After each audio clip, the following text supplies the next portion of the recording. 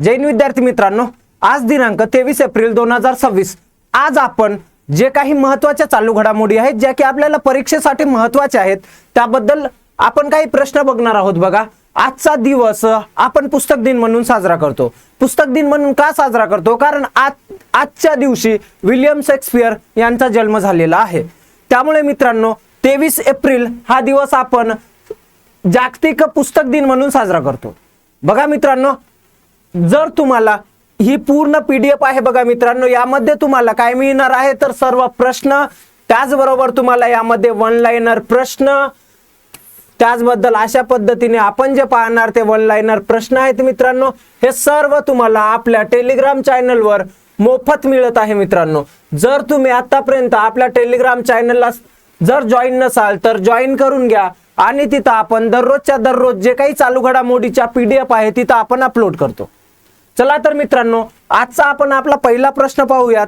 आजचा आपला पहिला प्रश्न आहे बघा, ISSF ज्युनियर विश्वचषक 2026 कुठे आयोजित केला जात आहे?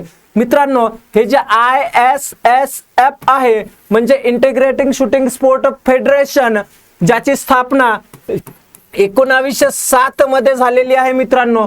या अंतर्गत एक ज्युनियर विश्वचषक 2026 आयोजन करण्यात आलेला आहे आणि ते इजिप्त देशाची जी राजधानी आहे कैरो या ठिकाणी याचं आयोजन करण्यात आलेलं आहे मित्रांनो. यामध्ये भारतीय संघ आहे का? तर भारतीय संघ सुद्धा या ज्युनियर विश्वचषक स्पर्धेमध्ये सहभागी झालेला आहे मित्रांनो. हे जे आहे याचा मुख्य उद्देश काय? जे खेळाडू आहे त्यांना चांगली जागतिक व्यासपीठ उपलब्ध करून देणे आणि ऑलिम्पिक तयारीमध्ये महत्त्वाची भूमिका बजावण्यामध्ये याचं ISSF महत्त्वपूर्ण मार्गदर्शन आहे. बघा पुढे काय दिलेलं आहे आपल्याला. पुढचा प्रश्न आहे बघा, BSc काय BSE गृह वित्त निर्देशांक कोणत्या प्रकाराचा निर्देशांक आहे? मित्रांनो, जे काही BSc आहे, BSc चा अर्थ काय आहे तर BSc म्हणजे बॉम्बे स्टॉक एक्सचेंज. जे काय करते, जे काही कंपनी आहेत यांचे जे काही शेअर आहेत यामध्ये चढ उतार आपल्याला दर्शविते. बघा, BSc ने एक गृह वित्त निर्देशांक आहे जो की 20 एप्रिल 2026 रोजी BSc इंडेक्स सर्व्हिसेस गृह वित्त कंपन्याच्या कामगिरीचा मागोवा घेण्यासाठी काय BSc हाऊसिंग फायनान्स इंडेक्स हा कोणताही एक क्षेत्रीय निर्देशांक आहे. हा निर्देशांक किती वर्षातून दोनदा पुनर्संतुलन केले जाते मित्रांनो याचं. आणि हा निर्देशांक जे ETF म्युच्युअल फंड तसेच पेटीएम या जे कंपनी आहेत यांना यांचा एक बेंचमार्क म्हणून काम करते. बरोबर, पुढे काय दिलंय इथपर्यंत लक्षात राहू द्यायचं. BSc चा सरळ लक्षात राहू द्या. बॉम्बे स्टॉक एक्सचेंज आहे जो की भारत तसेच आशिया खंडातील सर्वात मोठा स्टॉक एक्सचेंज आहे मित्रांनो. आणि त्याची स्थापना जर विचारले आपल्याला तर त्याची स्थापना झालेली आहे 1875 मध्ये झालेली आहे मित्रांनो. आणि जगातील 6 सर्वात मोठे स्टॉक एक्सचेंज मध्ये याचं नाव येते, BSc आहे. चालेल, चला पुढचा प्रश्न आहे मित्रांनो आपला. बघा पुढचा प्रश्न काय दिलेला आहे तुम्हाला, गोल्डमन पर्यावरण पुरस्कार कोणत्या नावाने ओळखला जातो? मित्रांनो, गोल्डमन पर्यावरण पुरस्काराची स्थापना 1989 मध्ये रिचर्ड गोल्डमॅन आणि रोडा गोल्डमॅन यांनी केली असून हा एक प्रतिष्ठित आंतरराष्ट्रीय कोणता पुरस्कार आहे? बघा, आंतरराष्ट्रीय पर्यावरण पुरस्कार आहे ज्याला ग्रीन नोबेल म्हणून ओळखले जाते. दरवर्षी मित्रांनो 6 व्यक्तींना हा पुरस्कार दिला जातो जे की पूर्ण जगामधून आहे. या पहिले 2024 मध्ये एक भारतीय व्यक्ती आहेत आलोक शुक्ला यांना हा पुरस्कार देण्यात आलेला आहे. कोण आहे तर 2024 मध्ये लक्षात असू द्या मित्रांनो, आलोक शुक्ला यांना 2024 मध्ये हा कोणता गोल्डमन पर्यावरण पुरस्कार म्हणजेच ग्रीन नोबेल देण्यात आलेला आहे. लक्षात असू द्या मित्रांनो. पुढचा प्रश्न बघा, पुढे काय दिलंय बघा. पुढे दिलेला आहे समृद्ध गाव उपक्रमाचे नेतृत्व कोण करते. मित्रांनो, हे जे समृद्ध गाव उपक्रम आहे, हा उपक्रम कोणामार्फत चालवला जातो मित्रांनो माहिती आहे का. हा उपक्रम महाराष्ट्र शासनचं तुम्हाला पाणी फाउंडेशन माहिती असेल, त्याद्वारे हा जो उपक्रम आहे हा चालवला जातो. या उपक्रमाचा महत्वाचा उद्देश काय तर गावाचा विकास करणे हा या उपक्रमाचा महत्वाचा उद्देश आहे. काय सांगितले आपल्याला, नेतृत्व कोण करते तर हा जे आहे कुठं भारतीय दूरसंचार विभागामार्फत हा केला जाते. पण हा जो समृद्ध गाव उपक्रम आहे हा महाराष्ट्रामध्ये पाणी फाउंडेशन तसेच महाराष्ट्र सरकार यांच्याद्वारे चालवला जातो. त्याचबरोबर मित्रांनो, एक मुख्य समृद्ध पंचायत अभियान म्हणून आहे. मुख्यमंत्री कोणतं, मुख्यमंत्री,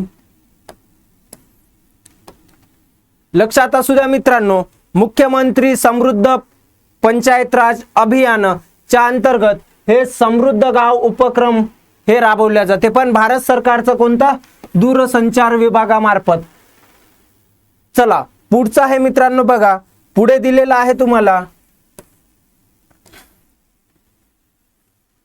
काय सिझिझियम नामक जी काही प्रजात आहे, कशाची प्रजात आहे, जामुनची, उगम कोणत्या देशामध्ये झालाय असे मानले जात आहे. बघा, ही जे सिझिझियम आहे जामुनची प्रजात, हिचा जो उगम आहे ते ऑस्ट्रेलिया किंवा आग्नेय एशियामध्ये झाल्याचं सांगत होते. पण जे काही वैज्ञानिक आहे बिरबल सहानी याच्या संस्थेने केलेल्या अभ्यासानुसार सिझिझियम या बेरी प्रजातीचा उगम कुठं भारतात झाला असून तो सुमारे 80 दशलक्ष वर्ष जुनी आहे. विज्ञान आणि तंत्रज्ञान विभागाच्या अंतर्गत करण्यात आलेल्या या संशोधनाने या प्रजातीचा उगम ऑस्ट्रेलिया किंवा आग्नेय एशियामध्ये झाल्याचे सांगण्याच्या जुन्या सिद्धांतांना यांनी काय दिलेलं आहे, आव्हान दिलेलं आहे. बिरबल सहानी नाव लक्षात असू द्या.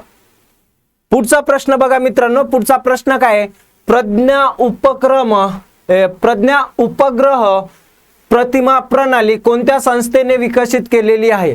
जे प्रज्ञा सॅटेलाइट इमर्जिंग सिस्टीम आहे ही कोणीतर डीआरडीओ माहिती आहे मित्रांनो, defence research and development organisation, जे कुठं स्थित आहे, नवी दिल्ली इथं स्थित आहे मित्रांनो, ज्याची स्थापना 1957 मध्ये झालेली आहे. बरोबर. हे जे आहे प्रज्ञा नावाचा जो काही सॅटेलाइट आहे ते कोणामार्फत, डीआरडीओ मार्फत विकसित केले गेलेला आहे मित्रांनो, लक्षात असू द्या. ही जी प्रणाली आहे या प्रणाली अंतर्गत रिअल टाइम व्हिज्युअल इमेजेस, त्याचबद्दल संशयास्पद हालचालीची ओळख, जलद निर्णय क्षमता प्रदान करणे, त्यामुळे सुरक्षा आणि दहशतवाद विरुद्ध कारवाया करण्यास मजबूती होते. झालंय का. चला पुढचा प्रश्न बघा, काय दिले, भारत आणि दक्षिण कोरिया यांच्यात किती मोठे करार झाले. भारत आणि दक्षिण कोरिया यामध्ये 25 मोठे करार झालेले आहेत मित्रांनो. त्यामध्ये जहाज बांधणी, सागरी वाहतूक, ऊर्जा सुरक्षा, डिजिटल तंत्रज्ञान, व्यापार यासारख्या क्षेत्रामध्ये सहकार्य वाढवण्यावर लक्ष केंद्रित करण्यात आलेले आहे. किती क्षेत्र आहे तर 25 मोठे क्षेत्र आहे मित्रांनो. प्रामुख्याने जहाज बांधणी, त्यानंतर सागरी वाहतूक, ऊर्जा, लक्षात असू द्या. बघा आजचा आपला शेवटचा प्रश्न आहे मित्रांनो, काय बघा, भारतात कॉपीराइट संबंधी मुख्य कायदा कोणता आहे. मित्रांनो एक लक्षात असू द्या, भारतामध्ये कॉपीराइट संबंधी कायदा, कॉपीराइट कायदा 1957 आहे. लक्षात असू द्या मित्रांनो. वाचनाची संस्कृती वाढवण्यासाठी आणि कॉपीराइट संरक्षणाबद्दल जागृती पसरवण्यासाठी युनेस्कोने 23 एप्रिल म्हणजे आजचाच दिवस काय म्हणून तर जागतिक पुस्तक आणि कॉपीराइट्स दिन म्हणून घोषित केलेला आहे मित्रांनो. बघा जर तुम्हाला ही सर्व PDF पाहिजे असेल मित्रांनो तर आपल्या टेलिग्राम चॅनलमध्ये तुम्हाला ही पूर्ण PDF मिळून जाणार। आणि दररोजच्या दररोज अपडेटसाठी तुम्ही आपल्या YouTube चॅनलला सबस्क्राईब करून ठेवा, जेणेकरून तुम्हाला दररोज सकाळी 8 वाजता चालू घडामोडीची मित्रांनो काय मिळेल तर तुम्हाला महत्त्वपूर्ण माहिती मिळेल। चालेल मित्रांनो, जय हिंद।